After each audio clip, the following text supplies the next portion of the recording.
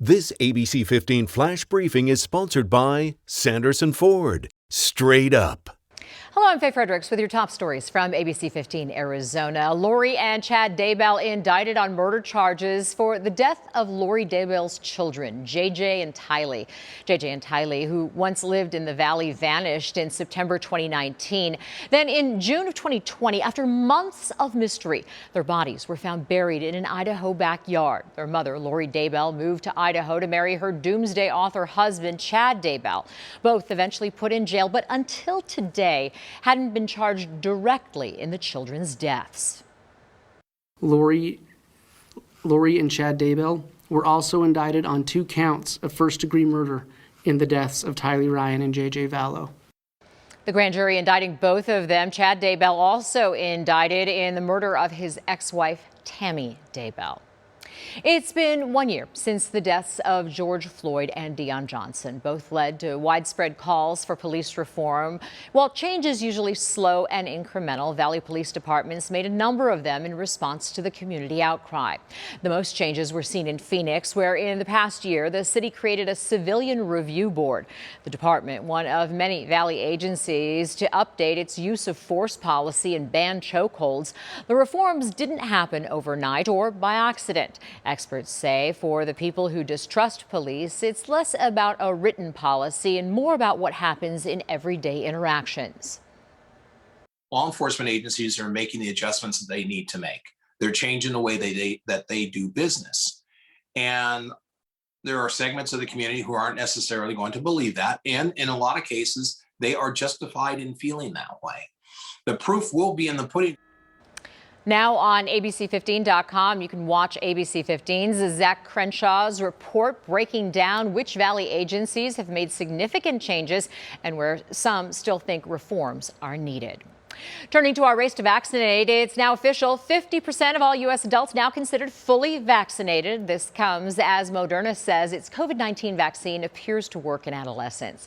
In phase 2 of its clinical trial, Moderna studied 12 to 17-year-olds. It says blood tests showed its vaccine produced an immune response equal to earlier findings in adults.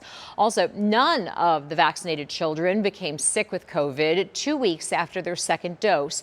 As early as next week, Moderna plans to ask the FDA to authorize its vaccine for young teens. At the Capitol, the House and Senate Appropriations Committees voting to strip away Secretary of State Katie Hobbs' ability to defend against election lawsuits. The power goes exclusively now to the Attorney General.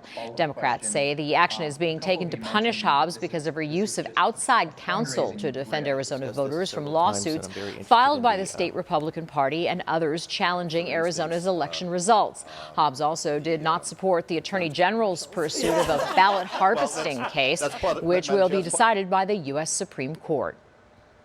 It's just troubling and disturbing and disappointing that we're meddling with the constitutional duties of the Secretary of State and not allowing an elected official to do the job that they swore to do when they took the oath of office. And it's quite nefarious to see that it only lasts until January 2nd, 2023. That's the date the new Secretary of State will take office. The Appropriations Committee also stripping the Secretary of State from her oversight of the Arizona State Museum. On June 28, 2019, Hobbs flew a pride flag from the balcony of the Capitol, a move that enraged both the Speaker of the House and the Senate President. Oversight of the museum will revert to the legislature.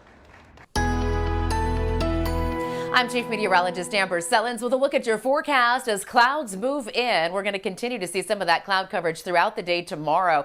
Temperatures in the upper 90s tomorrow afternoon, so barely avoiding the triple digits once again. But air quality does look to get a little bit better tomorrow. That after a couple of days of high pollution advisories. But as we take a look at your air quality forecast, it does look like Thursday into Friday, we're going to be back up into that unhealthy for sensitive groups range. That's unhealthy for those of us with asthma or COPD. And so watches now in effect for those days, which could be upgraded to advisories as we get closer. As we take a look at the next 7 days, triple digit heat will be back by Thursday, getting a little bit hotter Friday and Saturday. But then another storm system approaches. It picks up our winds and drops us a few degrees. Phoenix will be down to 99 by Memorial Day, and we are expecting a pretty breezy Memorial Day weekend. For the latest headlines, weather, and traffic, head to ABC15.com or download the free ABC 15 mobile app. This ABC 15 Flash Briefing is sponsored by Sanderson Ford. Straight up.